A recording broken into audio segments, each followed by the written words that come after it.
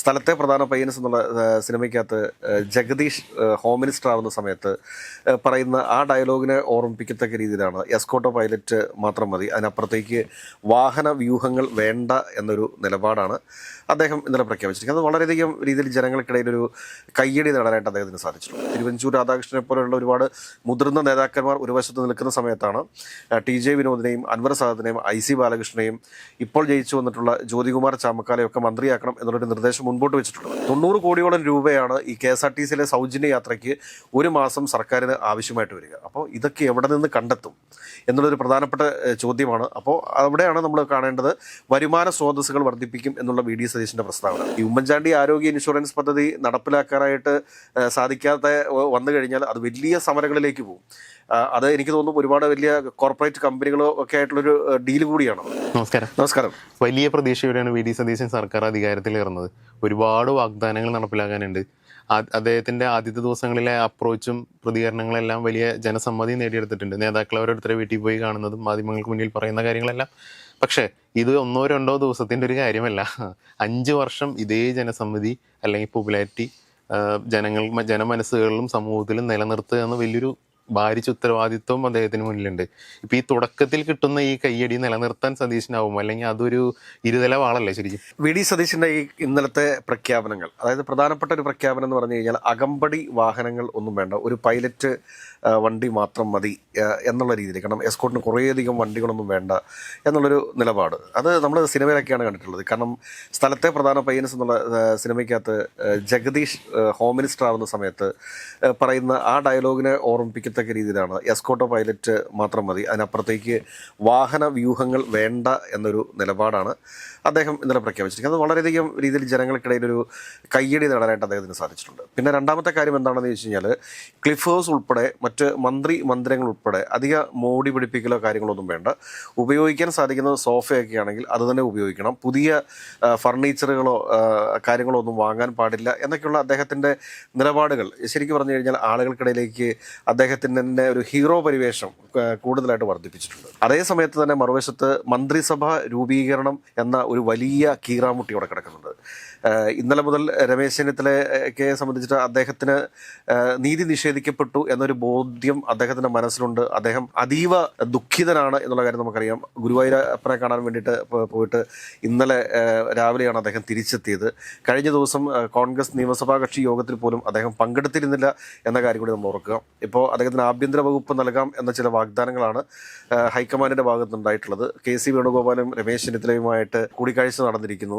കൂടുതൽ മന്ത്രിമാരെ അൻവർ സാദത്തിനെയും അതോടൊപ്പം തന്നെ IC ബാലകൃഷ്ണനെയും TJ വിനോദിനെയും ജ്യോതികുമാർ ചാമക്കാലയും ഒക്കെ മന്ത്രിയാക്കണം എന്നുള്ളൊരു നിർദ്ദേശമാണ് മുമ്പോട്ട് വെച്ചിരിക്കുന്നത്. അപ്പോൾ ഇത്രയും ആളുകളെ ആകപ്പെടെ മുഖ്യമന്ത്രി ഉൾപ്പെടെ 11 മന്ത്രിമാർ മാത്രമാണ് കോൺഗ്രസിൽ നിന്നുണ്ടാവുക. തിരുവഞ്ചൂർ രാധാകൃഷ്ണനെ പോലെയുള്ള ഒരുപാട് മുതിർന്ന നേതാക്കന്മാർ ഒരു വശത്ത് നിൽക്കുന്ന സമയത്താണ് TJ വിനോദിനെയും അൻവർ സാദത്തിനെയും IC ബാലകൃഷ്ണനെയും ഇപ്പോൾ ജയിച്ചു വന്നിട്ടുള്ള ജ്യോതികുമാർ ചാമക്കാലയൊക്കെ മന്ത്രിയാക്കണം എന്നുള്ളൊരു നിർദ്ദേശം മുൻപോട്ട് വെച്ചിട്ടുള്ളത്. കൊല്ലത്തു നിന്നുള്ള ബിന്ദു കൃഷ്ണൻ ഉൾപ്പെടെയുള്ള ആളുകൾ നിൽക്കുന്നുണ്ട്. അതുകൊണ്ട് തന്നെ ഷാനിമോൾ ഉസ്മാൻ അരൂർന്ന് മന്ത്രിയാകാൻ വേണ്ടിയിട്ട് നിൽക്കുന്നുണ്ട്. അപ്പോൾ ഈ മന്ത്രിസഭയിൽ ആരെയൊക്കെ ഉൾപ്പെടുത്തും എന്നുള്ളത് ഒരു വലിയ ചോദ്യമായിട്ട് നിൽക്കുന്നുണ്ട്. സണ്ണി ജോസഫിനെ മന്ത്രിസഭയിൽ എടുക്കേണ്ടതുണ്ട്.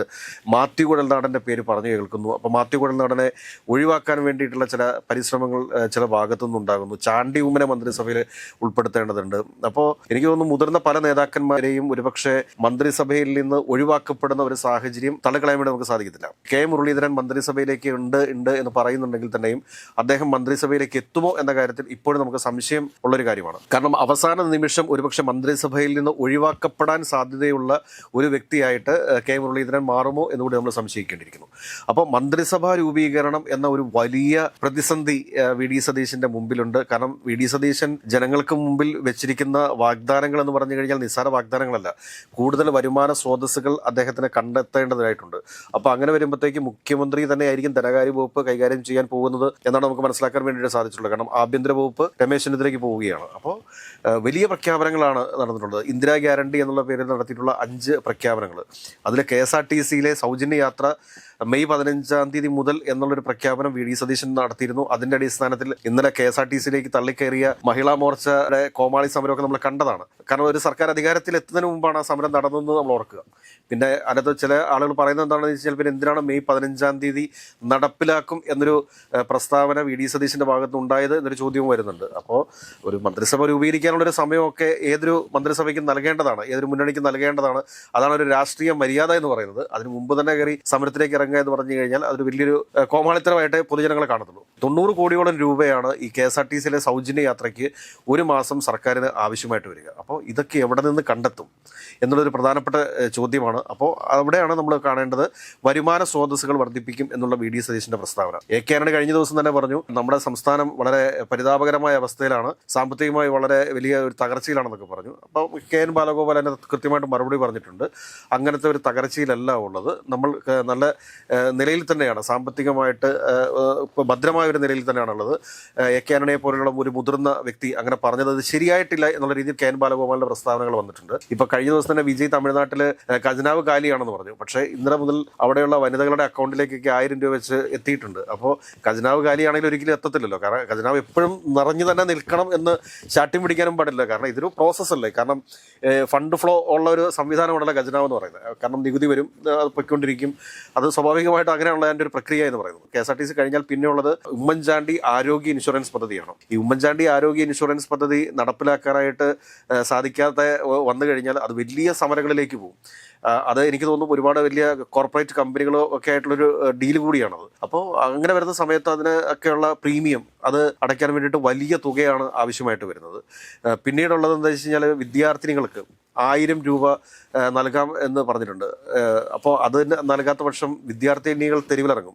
SFIയും ASF ഒക്കെ വളരെ സജീവമായിട്ട്, ABVP ഉൾപ്പെടെയുള്ള വിദ്യാർത്ഥി സംഘടനകൾ വളരെ സജീവമായിട്ട് സമരത്തിന് ഇറങ്ങുന്ന കാലം അധികം വിദൂരമല്ല. അപ്പോൾ ഈ വി.ഡി. സതീശനെ സംബന്ധിച്ചിട്ട് ഒരുപാട് വലിയ പ്രതിസന്ധികളാണ് അദ്ദേഹത്തിന് മുമ്പിലുള്ളത്. അതിനെ അതിജീവിക്കുന്ന ഒരു മുഖ്യമന്ത്രി ആയിരിക്കുമോ, അതോ അതിനെ അതിജീവിക്കാതെ പരാജയപ്പെട്ടു പോകുന്ന ഒരു മുഖ്യമന്ത്രി ആയിരിക്കുമോ അദ്ദേഹം എന്നുള്ളതാണ് ഏറ്റവും പ്രധാനമായിട്ടും പൊതുസമൂഹത്തിൽ നിന്ന് ഉയരുന്ന ചോദ്യം. കാരണം നാളിതുവരെ അദ്ദേഹത്തിന് ഒരു മന്ത്രിയായിട്ടോ അങ്ങനെ ഒരു ഭരണനിർവഹണം നടത്തിയൊരു പരിചയമില്ല. അപ്പോൾ പലരും ചോദിക്കുകയായിരിക്കും, നരേന്ദ്രമോദി ഗുജറാത്തിന്റെ മുഖ്യമന്ത്രിയായിട്ട് പോയ സമയത്ത് അദ്ദേഹത്തിന് എന്ത് ഭരണപരിചയമാണ് ഉണ്ടായിരുന്നത്?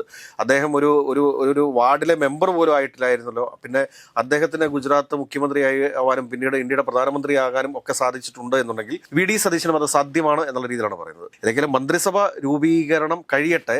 മന്ത്രിസഭാ രൂപീകരണം കഴിഞ്ഞതിന് ശേഷം മാത്രമാണ് നമുക്ക് ഈ പറഞ്ഞ KSRTCയിലെ സൗജന്യ യാത്രയിലേക്കും വിദ്യാർത്ഥിനികൾക്ക് 1000 രൂപ നൽകുന്നതിനെ കുറിച്ച്, പിന്നെ 25 ലക്ഷം രൂപയുടെ ആരോഗ്യ ഇൻഷുറൻസ് പദ്ധതി, അതുകൂടാതെ 5 ലക്ഷം രൂപ പുതിയ സ്റ്റാർട്ടപ്പുകൾ ആരംഭിക്കാനും വേണ്ടിയിട്ട് പലിശരഹിത വായ്പ, ഇതൊക്കെ ഈ വരും ദിവസങ്ങളിൽ ഈ സർക്കാരിനെ സംബന്ധിച്ചിട്ട് വലിയ തലവേദനകൾ സൃഷ്ടിക്കുന്ന കാര്യമാണ്. ഇപ്പോൾ സീ ലോജിസ്റ്റിക്സിനെ കുറിച്ചൊക്കെ വളരെ വാചാലമായിട്ട് വി.ഡി. സതീശൻ സംസാരിക്കുന്നുണ്ട്. പക്ഷേ അതിൻ്റെ സാധ്യതകൾ എന്താണ്, അതിൻ്റെ മെറിറ്റും ഡീമെറിറ്റും ഒക്കെ കേരള സമൂഹം ചർച്ച ചെയ്യേണ്ടതുണ്ട്. അങ്ങനെ വരുന്ന എല്ലാ വലിയ പ്രൊജക്റ്റുകളെയും നമുക്ക് സ്വാഗതം ചെയ്യാം. പക്ഷേ ഇത് സാധ്യമാകുന്നത് എന്തൊക്കെയാണ് എന്നുള്ളതിനെ കുറിച്ചാണ് നമ്മൾ പഠിക്കേണ്ടത്. അതോടൊപ്പം തന്നെ കാർ മോഡിഫിക്കേഷനെ കുറിച്ച് ഉള്ള കമ്മിറ്റ്മെൻറ്റുകളുണ്ട്. ഇതൊക്കെ വരും ദിവസങ്ങളിൽ വലിയ രീതിയിൽ പൊതുസമൂഹം ചർച്ച ചെയ്യാൻ വേണ്ടിയിട്ട് പോകുന്നൊരു കാര്യമാണ്. ഇപ്പോഴത്തെ ഈ ഒരു കയ്യടി അന്ന് കരച്ചിലായിട്ട് മാറുമോ അതോ തെറിവിളിയായിട്ട് മാറുമോ എന്നുള്ളത് വരും ദിവസങ്ങളിൽ കാത്തിരുന്ന് കാണേണ്ടതാണ്. കാരണം മന്ത്രിസഭയ്ക്കകത്ത് അദ്ദേഹത്തിൻ്റെതായിട്ടുള്ളൊരു ടീമിനെ ഉണ്ടാക്കിയെടുക്കാൻ വേണ്ടി സാധിക്കുമോ എന്നുള്ളതാണ് ആദ്യം നമ്മൾ പരിശോധിക്കേണ്ടത്. ഇപ്പോൾ ഈ പറഞ്ഞു കേട്ട പേരുകളൊക്കെ വെച്ച് നമ്മൾ പരിശോധിക്കുന്ന സമയത്ത് വി.ഡി. സതീശൻ്റെ ഡ്രീം എത്രത്തോളം സാധ്യമാകും എന്നുള്ളതിനെക്കുറിച്ച് നമുക്ക് സംശയമുണ്ട്. കാരണം റോജി എം ജോണിനെ പോലെയൊക്കെയുള്ള ആളുകൾ മന്ത്രിസഭയ്ക്കകത്ത് വരേണ്ടതാണ്. മാത്യു കുഴൽനാടനെ പോലെയുള്ള ആളുകൾ മന്ത്രിസഭയ്ക്കകത്ത് വരേണ്ടതാണ്. അപ്പോൾ മറിച്ച് TJ വിനോദിനെ പോലുള്ള ആളുകളും അൻവർ സാദത്തിനെ പോലുള്ള ആളുകളൊക്കെ മന്ത്രിസഭയ്ക്കകത്ത് വരാൻ തീർച്ചയായിട്ടും യോഗ്യതയുള്ള ആളുകളാണ്. അപ്പോൾ എന്താണ് സംഭവിക്കാൻ പോകുന്നത് എന്ന് വരും ദിവസങ്ങളിൽ നമുക്ക് കാത്തിരുന്ന് കാണാം. ഒരു നല്ലൊരു ടീം ഉണ്ടെങ്കിൽ മാത്രമേ ക്യാപ്റ്റന് കൃത്യമായിട്ട് അതിനെ ലീഡ് ചെയ്യാൻ വേണ്ടി സാധിക്കുകയുള്ളൂ എന്നൊരു യാഥാർത്ഥ്യം ഇവിടെയുണ്ട്.